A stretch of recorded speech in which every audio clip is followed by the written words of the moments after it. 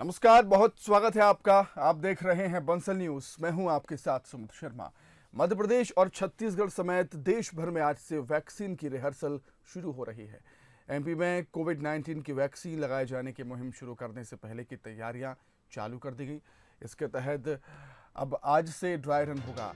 राजधानी के 3 पॉइंट पर ड्राई रन होगा। इससे पहले देश के 4 राज्यों असम, आंध्र प्रदेश, गुजरात और पंजाब में कोविड-19 वैक्सीन का ड्राई रन 28-29 दिसंबर को हुआ था। केंद्र सरकार के स्वास्थ्य मंत्रालय ने इस सभी राज्यों को वैक्सीन को लेकर ड्राई रन कराने के निर्देश जारी कर दिए हैं। राज्यों की राजधानी के कम से कम 3 पॉइंट पर ड्राई रन कराया जाएगा। राजधानी भोपाल के तयशुदा केंद्रों पर लोगों को इस वैक्सीन की डोज देने की मॉक ड्रिल दी जाएगी, जिसके लिए वॉलंटियर्स का कोविन आईटी प्लेटफॉर्म पर रजिस्ट्रेशन करवाया जाएगा। इसके बाद उन्हें मैसेज के जरिए कोविड-19 वैक्सीनेशन के लिए वक्त और जगह के बारे में बताया जाएगा।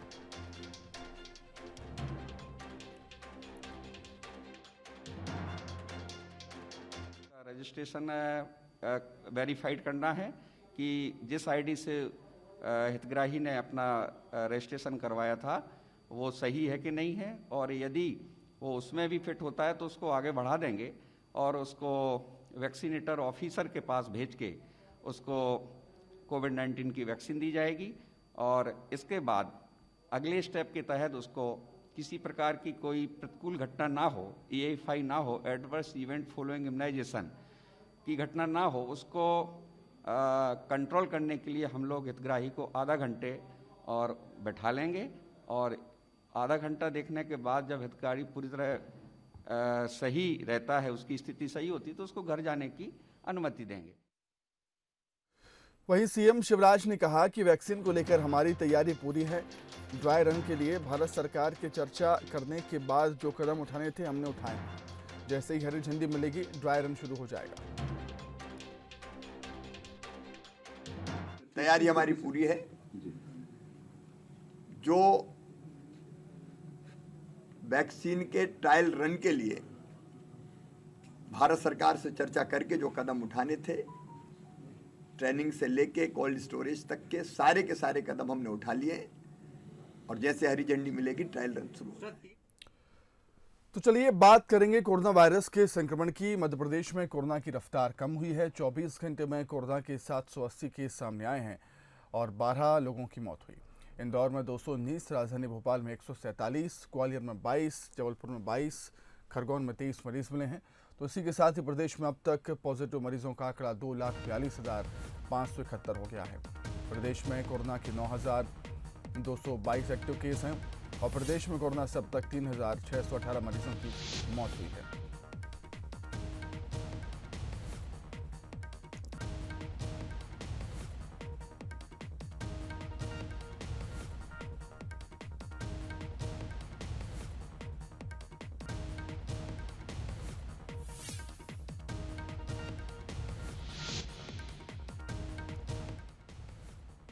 तो मध्य प्रदेश में कोरोना वायरस की रफ्तार यहां पर कम हुई है। संक्रमण है जो वो कम हुआ है, क्योंकि पॉजिटिव मरीजों की संख्या जो है वो कम आई है। पिछले 24 घंटे में 780 केस सामने आए हैं, जिनमें से 12 मरीजों ने दम तोड़ दिया। इंदौर की बात करें तो यहाँ पर 219 केस सामने आए हैं। राजधानी भोपाल में 147 मरीज मिले हैं। ग्वालियर में 22, जबलपुर में 22, खरगोन में 23 मरीज मिले। प्रदेश में अब तक 2,42,571 कोरोना पॉजिटिव मरीज मिल चुके हैं। वहीं प्रदेश में एक्टिव केस की बात करें तो 9,222 एक्टिव केस हैं और मौत का आंकड़ा 3,618 पर पहुंच चुका है।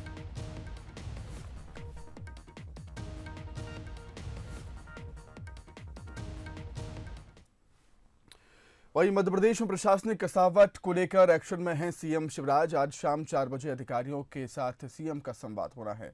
एसीएस और पीएस और विभाग अध्यक्षों को संबोधित करेंगे सीएम। वीडियो कॉन्फ्रेंसिंग के जरिए संबोधित करेंगे। 4 जनवरी को सीएम कलेक्टर, कमिश्नर के साथ कॉन्फ्रेंस भी करेंगे।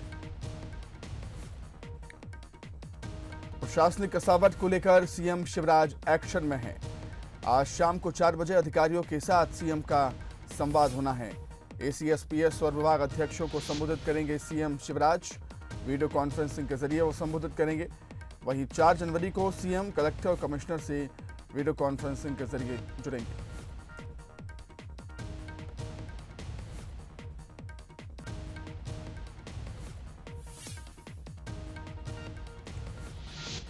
तो सीएम शिवराज सिंह चौहान ने 5 संकल्प दिए हैं। आत्मनिर्भर मध्य प्रदेश, सुशासन और कानून व्यवस्था, अर्थव्यवस्था एवं रोजगार, किसान कल्याण, स्वास्थ्य एवं शिक्षा और अधोसंरचना का विकास।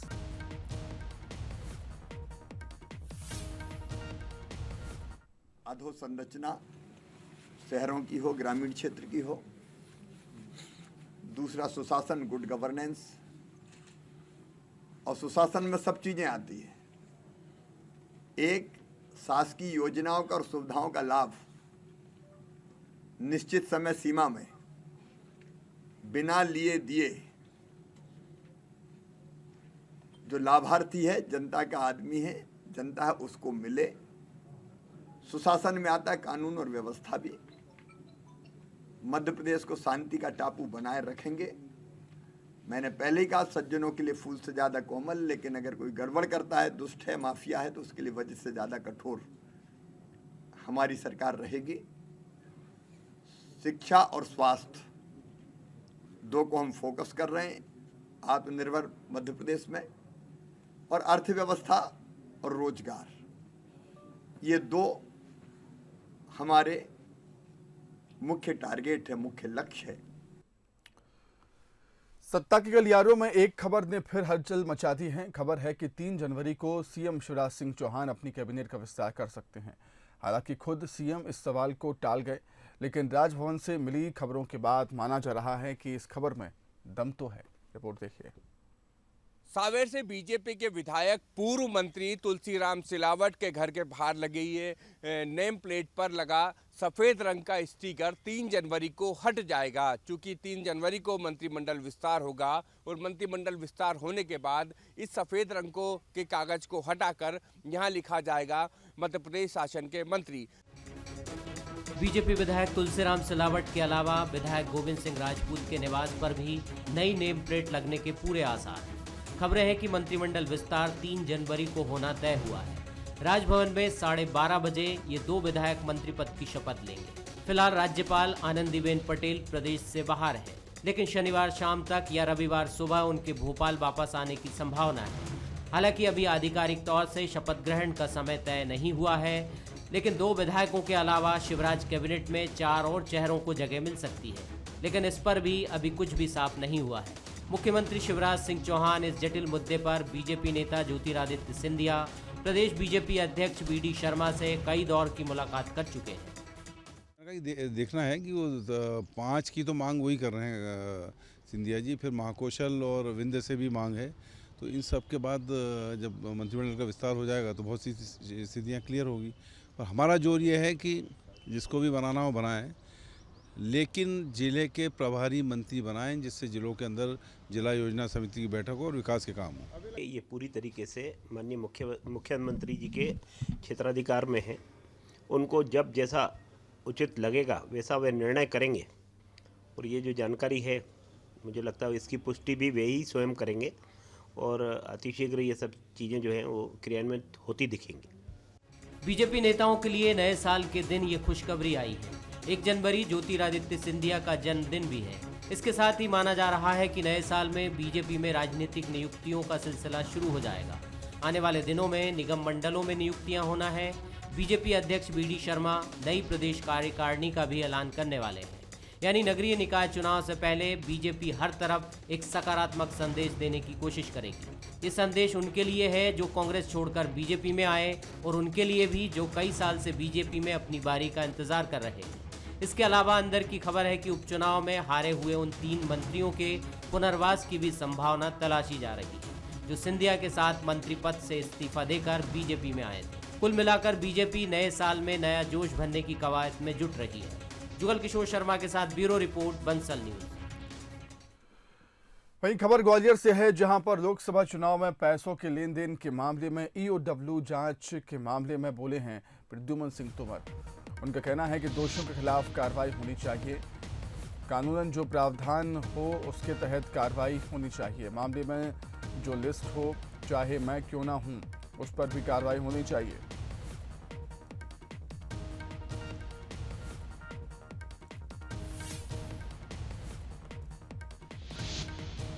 तो लोकसभा चुनाव में कथित तौर पर पैसों के लेन देन का मामला उजागर हुआ था। मध्य प्रदेश में। और ईओडब्ल्यू जांच के मामले में कैबिनेट मंत्री प्रद्युम्न सिंह तोमर का बयान सामने आया है। उनका कहना है कि दोषियों के खिलाफ कार्रवाई होनी चाहिए, कानूनन जो प्रावधान हो उसके तहत कार्रवाई होनी चाहिए। मामले में जो भी लिस्ट हो, चाहे उसमें मेरा नाम क्यों ना हो, उस पर भी कार्रवाई होनी चाहिए।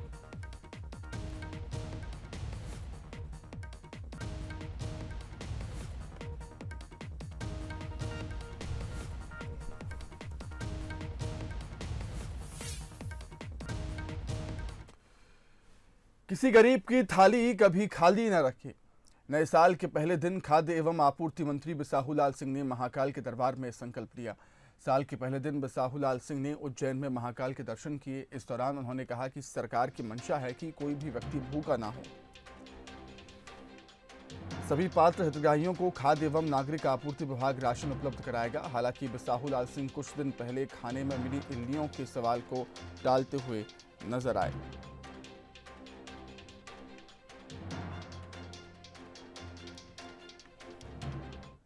मैं चाहता हूं कि प्रदेश की कोई भी व्यक्ति भूखा न रहे, सबको खाने का व्यवस्था हो। जैसे हमारे आदरणीय मोदी जी का सपना है आत्मनिर्भर भारत, हमारे माननीय मुख्यमंत्री जी का सपना है कि आत्मनिर्भर मध्य प्रदेश। इसके अंतर्गत कोई भी गरीब जिनको राशन नहीं मिल रहा है, अगर वो पात्र हैं तो हमारा विभाग मध्य प्रदेश शासन सबको राशन उपलब्ध कराएगा। और हमारा सिद्धांत है कि गरीब की थाली कभी न रहे खाली। कश्मीर से कन्याकुमारी तक नेशनल हाईवे का निर्माण जारी है। ये रास्ता सिवनी से होकर भी गुजरेगा, लेकिन मोहगांव से कुरई के बीच वन्य प्राणी ज़्यादा हैं, लिहाजा यहाँ पर हाईटेक ब्रिज और अंडरपास बनाया जा रहा है। केंद्रीय परिवहन मंत्री नितिन गडकरी इसका निरीक्षण करने भी पहुंचे। निरीक्षण के बाद उन्होंने मीडिया से बात की और बताया कि ये देश का पहला ऐसा प्रोजेक्ट है जिसमें वन्य प्राणियों की सुरक्षा का विशेष ध्यान रखा जा रहा है। इस दौरान केंद्रीय मंत्री के साथ कई अधिकारी मौजूद रहे। वैसे आज मैं देखने के लिए आया था, यहाँ विशेष रूप से जो वाइल्ड लाइफ है, रोड के बीच में से जहाँ भी तो एक्सीडेंट होने की संभावना थी, इसलिए नीचे में हमने जानवरों को जाने के लिए स्पेशल रूप से व्यवस्थाएं की है। और ये 29 किलोमीटर का अभी लगभग प्रोग्रेस हुआ है। आज से एक लेन को हमने शुरू कर दिया है, जो लोगों को बहुत तकलीफ हो रही थी, और 10 दिन के बाद हेवी ट्रैफिक भी यहाँ से एक लेन में शुरू हो जाएगा। ये टोटल 960 करोड़ रुपए केवल इस पर खर्चा किए गए हैं। मेन सिटी में एक ही ब्रिज हमारा थोड़ा क्यूरिंग पीरियड में थोड़ा सा 10 डेज का कमी पड़ रहा है, उसी के लिए वो ब्रिज का ऊपर से छोड़ने से 10 तारीख तक आपका 2 लेन में कोई भी पूरा ट्रैफिक आपका चालू हो जाएगा। और लेकिन 2 लेन चालू हो जाएगा, फरवरी तक आपका पूरा 4 लेन कंप्लीट हो जाएगा। इसको वाइल्ड लाइफ का सेफ रखने का कारण ये एलिवेटेड रोड बनाएंगे, जो वाइल्ड लाइफ सेफ में अपना आ जा सके जंगल का अंदर। जो रोड में एक्सीडेंट होता था वाइल्ड लाइफ का कारण, क्या वाइल्ड लाइफ मार जाते थे, उसी के लिए एलिवेटेड करके। नाबालिग बच्चियों को अगवा कर उन्हें बेचने वाले एक गिरोह का भोपाल पुलिस ने पर्दाफाश किया है। ब्यूटी पार्लर में काम करने के नाम से ये लोग नाबालिग बच्चियों को संपर्क करते थे और फिर उन्हें अगवा कर दूसरे शहरों में बेच देते थे। ऐसा ही एक मामला राजधानी के निशातपुरा थाना क्षेत्र में आया है। यहाँ पर एक नाबालिग बच्ची को इन्होंने इसी बहाने से संपर्क किया और रतलाम में ले जाकर 2 लाख में बेच दिया। नाबालिग के भाई ने थाने में अपहरण की शिकायत की थी, जिसके बाद पुलिस ने बच्ची का पता लगाया। इस गिरोह के 3 सदस्यों को पुलिस ने गिरफ्तार किया है, जिनमें 2 महिलाएं भी शामिल हैं। फिलहाल अभी एक ही बच्ची की अगवा कर बेचने की बात सामने आई है, लेकिन सभी आरोपियों से इस वक्त पुलिस पूछताछ कर रही है। विवेचना के दौरान ज्ञात हुआ कि भोपाल के एक पुरुष और एक महिला के साथ वो लड़की रतलाम तरफ गई है, तो यहाँ से रतलाम पार्टी भेजी गई और बताए गए पते पे ज्ञात हुआ कि उस नाबालिग बच्ची की शादी कर दी गई है और फिर जहाँ गई तो वहाँ बरामद किया गया उस लड़की को और आरोपी को भी बरामद किया गया। तो ज्ञात हुआ कि इन आरोपियों ने 2 लाख रुपए में उस नाबालिग बच्ची को बेच दिया था। पुलिस द्वारा तत्काल कार्रवाई करते हुए इसमें नाबालिग बच्ची को बरामद किया गया और कुल 3 आरोपी अरेस्ट कर लिए गए हैं और 2 आरोपी की पतारसियां भी जारी है। वहीं मुरैना में फुटवियर की दुकान में भीषण आग लग गई। लाखों का सामान जलकर खाक हो गया है। फायर ब्रिगेड आग पर काबू पाने में जुटी हुई है। सबलगढ़ थाना क्षेत्र का मामला बताया जा रहा है। हालांकि आग किस वजह से लगी इसका खुलासा नहीं हो पाया और पुलिस तमाम पहलुओं के आधार पर मामले की जांच कर रही है। आग लगने के कारणों का पता लगाया जा रहा है। जैसे ही आग की सूचना मिलती है, स्थानीय लोग बड़ी संख्या में वहां पर पहुंच जाते हैं। फायर ब्रिगेड को सूचना दी जाती है। फायर ब्रिगेड भी मौके पर पहुंचती है, आग को बुझाने का प्रयास करती है। आप तस्वीरों में देख सकते हैं कितनी भयंकर लपटें, आग की लपटें फुटवेयर की दुकान से निकलती हुई नजर आई।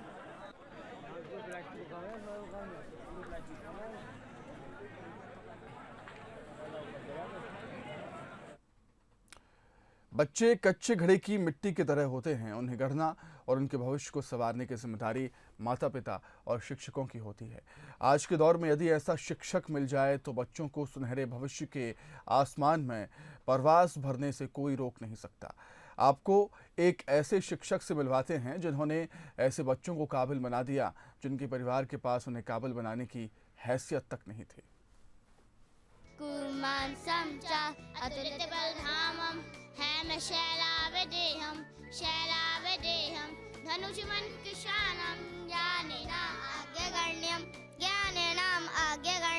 मैं इंग्लिश सीखना चाहता हूँ। I want to learn English, लेकिन मुझे समझ में नहीं आता कि कैसे। But I can't understand how. क्या ग्रामर सीखना जरूरी है? Is it important to learn grammar? मैं पढ़ लेती हूँ। आई कैन रीड, मैं लिख लेती हूँ। I can write. इन बच्चों को देखकर यकीन करना मुश्किल है कि ये झुग्गी बस्ती में रहने वाले बच्चे हैं। इन्हें शिक्षा के साथ संस्कार भी दिए गए हैं और इसके लिए इन्होंने कोई मोटी फीस भी नहीं दी है, बल्कि यूं कहें कि इनसे फीस ली ही नहीं गई, बल्कि इन्हें ये शिक्षा दान में दी गई है। और विद्यादान का ये काम कर रही हैं नेहा ममतानी, एक साधारण सी गृहिणी जिन्होंने ना तो कोई समाज सेवी संस्था खोली, ना ही किसी बड़े स्कूल का सपना देखा। केवल एक मकसद था कि खुद जो तालीम हासिल की है वो बच्चों को दी जाए। और जब नेहा ममतानी ने झुग्गी में खेलने वाले बच्चों को देखा तो यहीं से शुरू हुआ उनका विद्यादान का सफर। मेरे पास सबसे अच्छा वेपन था एजुकेशन, तो मैंने सोचा मैं इनको इसके थ्रू कर पाऊंगी, लेकिन बच्चे इंटरेस्टेड नहीं थे इस चीज़ों को करने के लिए। फिर धीरे धीरे मेरे को ये सारे डांस, म्यूज़िक, इसके थ्रू इन बच्चों को धीरे धीरे अपने से जोड़ा और आज ऐसा मुकाम है कि इन बच्चों का पढ़ाई में इंटरेस्ट पैदा हो गया है, बाकी चीज़ों से थोड़ा हट गया है।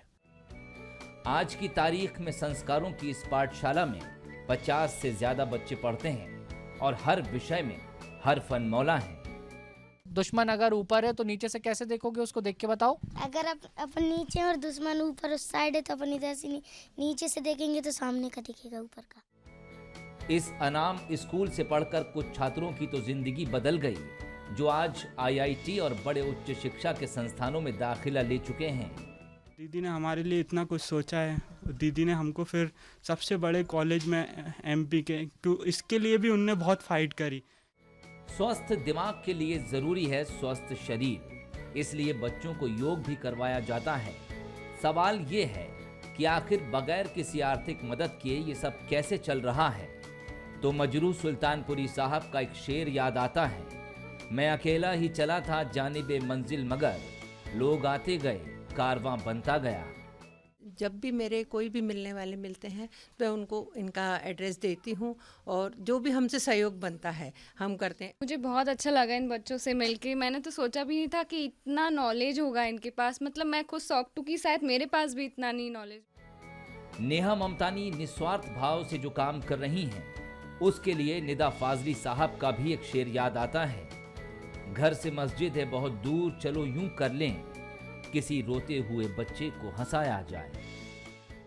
ऐसे संस्कार शायद आज के समय में जो बहुत अच्छे स्कूल है, जो बहुत मोटी फीस लेते हैं, वहाँ भी नहीं मिलते होंगे, लेकिन नेहा ममतानी मैडम और उनके जो सहयोगी हैं उनकी बदौलत, उनकी कोशिशों की बदौलत ये तमाम जो बच्चे हैं ये वो सब कर सकते हैं जो बहुत प्रिविलेज्ड बच्चों को ही नसीब होता है।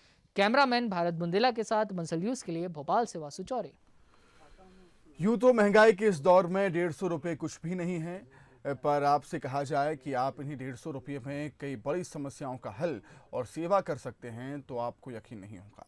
हम आपको ऐसी खबर दिखाते हैं जिससे आप 150 रुपये से पराली जैसी बड़ी समस्या को ख़त्म कर सकते हैं। इन्हीं 150 रुपयों से स्ट्रीट डॉग को बैठने के लिए सुविधा मुहैया करा सकते हैं और इन्हीं 150 रुपयों को सेवा के रूप में भी प्रयोग कर सकते हैं। सुनकर अजीब लगा है तो देखिए।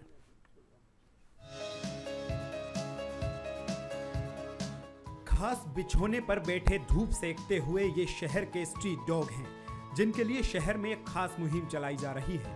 इन स्ट्रीट डॉग के लिए बिछोने तैयार करते ये राकेश हैं, जिन्होंने स्ट्रीट डॉग के लिए खेत में जलने वाली पराली का इस्तेमाल करके एक विशेष बिछोना तैयार किया है, जिसे वह एनजीओ की मदद से 150 रुपए में बेच रहे हैं। ये बिछोना मौसम के हिसाब से काफी गर्म है। वंदना जैन मैडम, इन्होंने मुझे प्रेरित करा था इस काम के लिए। उन्होंने मुझे आइडिया दिया था कि ऐसा ऐसा करना है अपने को, तो मैंने उस हिसाब से वो जूट का बोरा लिया, उसमें चिंदियाँ भरी, डबल बोरा लिया कि कुत्ते उसको फाड़े नहीं, और हमने उनका नाम लड्डू रखा है, क्योंकि कोई भी किसी को भी कुत्ता बोलते अच्छा नहीं लगता, इसलिए हमने उनका नाम लड्डू रखा है। और हम जूट के बोरे के अंदर चिंदियाँ डाल करके उसको सी करके उसका नाम लिख करके, जो भी होता है डागी का नाम, वो नाम लिख करके हम रख देते हैं उसको। हाल ही में प्रधानमंत्री ने अपने मन की बात में देसी नस्ल के कुत्तों का जिक्र किया था, जिसमें उन्होंने उनके संरक्षण और देसी नस्ल के कुत्तों को पालने पर जोर दिया था। पीएम की इसी बात से प्रेरणा लेकर राकेश ने इसकी शुरुआत की। श्रीनगर कॉलोनी से शुरू हुई ये मुहिम देखते ही देखते सोशल मीडिया पर वायरल हो गई। एनजीओ से जुड़ी वंदना बताती हैं कि बेजुबान आंसुओं की भाषा इस अभियान के चलते स्ट्रीट डॉग की समस्या से निजात मिली है। हम चाह रहे हैं कि यदि जन भागीदारी द्वारा भोजन, पानी, प्यार, बिछौना हर बेजुबान जीव को मिल जाए तो डॉग बाइट की समस्या हम जीरो पर ले आएंगे। डॉग पॉपुलेशन के लिए यदि भारतीय नस्ल के श्वानों की नसबंदी कराएं और हम विदेशी डॉग पालने के बजाय भारतीय नस्ल के श्वान पालें, तो हम दोनों समस्या से जन भागीदारी और चेतना से एक बहुत अच्छी सफलता कायम कर सकें। हमारी जो एजेंसी जो काम करती है यहाँ पर, कुछ एनिमल लवर्स हैं, उन्होंने भी ये प्रयोग किया है और उनके साथ साथ नगर निगम तरफ से हम लोगों ने कुछ गनी बैग्स हमारे जू में आते हैं, वो भी हम लोगों ने बनवाए हैं।